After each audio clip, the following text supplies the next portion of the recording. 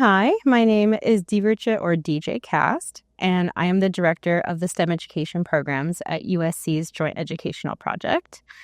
And I believe we're chatting today about our medical STEM program and how we integrate topics relating to cancer and how we teach those to elementary school students.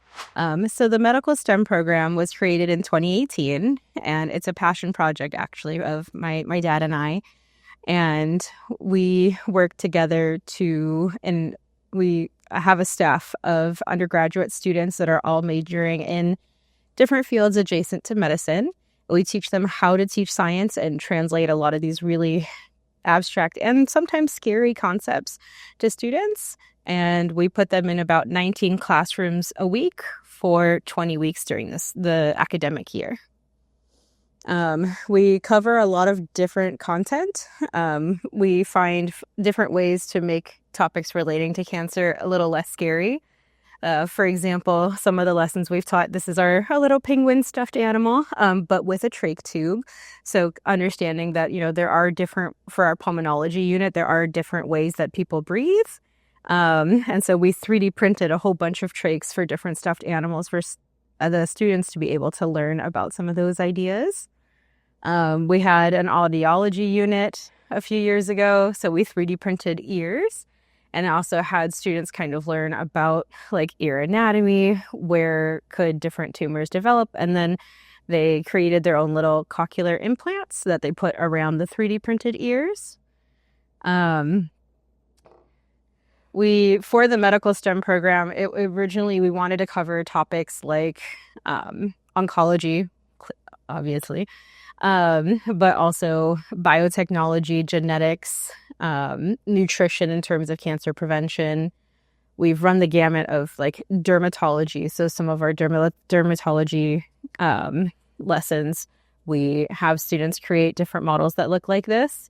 And because we work predominantly with students from Black and Latinx populations, we're very intentional of all of both, not just the images that we put in front of students, but even giving them the choice of different skin tones and different pipe cleaner colors to make their skin models.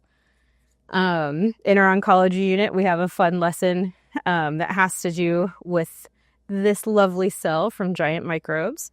And it starts out as this smiley, happy, healthy cell, and it ends up mutating into not so happy cancer cell.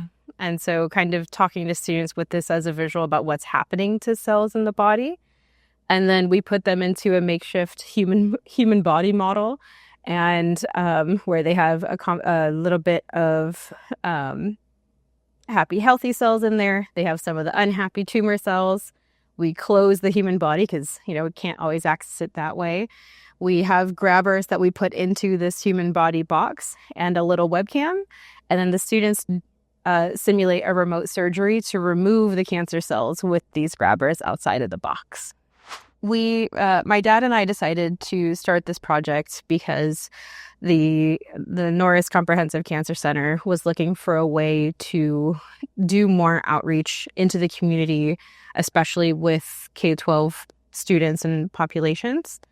And that's where the Cancer STEM Education Partnership Program kind of was established. We originally started in 2018, where we drafted a lot of different curriculum, and we beta tested that in second grade classrooms to start with. And then we have a STEM career program named Wonder Kids, and so we had created different units. So the pulmonology unit, the audiology unit, dermatology, etc., and had tested those in some of the after-school settings just to see if the translation of the materials was working well. And then we found that the content aligned better with third graders. And so a few years later and a few more grants and other funders later, we actually expanded it from those original 5 classrooms that we started beta testing everything with. And we're now in 19 classrooms a week for 20 weeks. And so it's grown from the small little pilot almost 10 years ago now to kind of what it is today. The first reaction to students, we actually start with oncology And we do have students share some stories of, this family member had this type of cancer. And so I think, a lot of kids don't get talked to about it because parents think that it's really scary. And so they usually get left in the dark with what is actually happening behind the scenes and what can they be doing. And so we try and make the topics around cancer a little less scary and a little easier to understand. The reaction from teachers is that they liked seeing a lot of these medical topics being introduced at such a young age and in a simple to understand way. Our program is free for our community partners. And so we provide all of the curriculum, we provide all of the supplies, and then we also train our staff in science communication, and then they take all of that into the surrounding community. We also have, at the end of each semester, have a set of guest speakers that come in to talk to the students. And we don't just focus on doctors.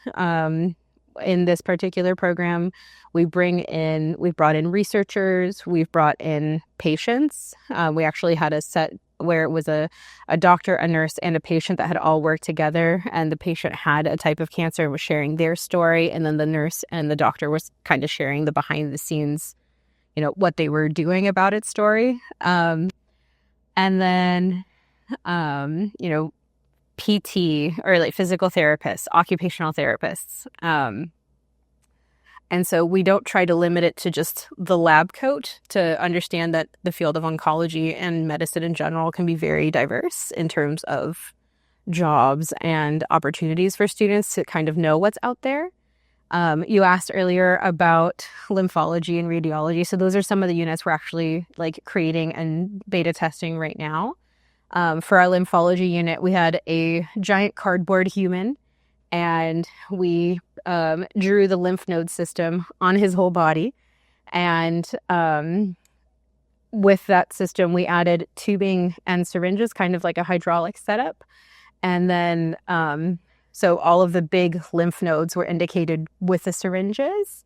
And then, so we talked just a little bit in general of what is the lymph node system? What does it do for you? How does that help you when you're sick? And what implications does it have, around cancer topics? And then a lot of students have a really hard time kind of understanding how cancer moves around the body. And so what we did is that we gave our cardboard human cancer by putting some food coloring in their throat lymph node syringe, and then you can watch the food coloring move through the whole system. And so kind of easily demonstrating the ideas behind metastasis, but in a kid-friendly way. So our after-school STEM career program, Wonder Kids, it focuses on many different ologies every semester. So we choose, STEM fields in general are so vast. And so the way that program works is it was originally hosted through a literacy program called Readers Plus. And so each unit had, and each lesson, it was a science topic, it had a hands-on activity, and it had a book that matched what the activity was doing, at least conceptually, and with the ideas that were being presented, and that there was a math link. And so that each activity for an elementary school student in our after-school program was doing math, reading, and science all together. And we found it really, really difficult to find science kids books that actually look like our kids. I think the latest data that I saw, at least in 2020, is that 40% of all kids' books still feature white main characters, and that 20% feature non-human characters like fluffy animals and trains and stuff like that. And everyone else is in that last 15%, and that's all kids' books. And so trying to find the very niche science kids' books that have diverse characters that actually look like our students was really hard. And so we worked with a publisher to actually create our own. There are 10 books in the series. They cover a variety of different topics. There's data science, engineering, marine biology, polar science, gastroenterology, occupational therapy. We wanted to get a variety of different careers. And then my dad and I partnered on the oncology book specifically. And so a lot of the curriculum that we had written for the medical STEM program and the Cancer STEM Education Partnership program kind of got culminated with this book. And so it covers some of the same topics that our curriculum goes over as well. So it covers topics of like, clearly what is oncology, but also, what factors do genetics play into it? What are some of the ways that we can treat cancer? And there's pictures of like a radiation room inside because most students don't know what a radiation room actually looks like, or that treatments could, like chemotherapy, what is that, or if it needs to be cut out and removed. And then we also featured, each of the books featured a scientist that was in the field. And so we actually featured a researcher that does HPV-induced cervical cancer research over here, and shared a little bit about not only what he does in his profession and like in the field adjacent to oncology and cancer, but also what he does personally as like a human being to kind of take the scientists off their pedestal just a little bit and make them a little bit more human. So these pages, he has, talks about his cat. He drives a Vespa to work, likes to go hiking with his dad, etc. And then we also inserted topics relating to, supporting your friends or family that might have cancer, and topics around cancer prevention. So the ideas of eating well and exercising still playing a really big role in cancer prevention. And so it was really the culmination of everything that we had worked with in the curriculum and ideas we were trying to convey, all beautifully wrapped into this book that, as you said, was both presented in English and in Spanish. They're digitally available online for free, so like anyone can click through it and read it that way. And then the publisher actually in total sent us 90,000 free copies of the whole series to distribute to low-income families here in Los Angeles. And so we hosted giant book assemblies, and one of the ones we featured was all about oncology. So my dad and I presented at that one.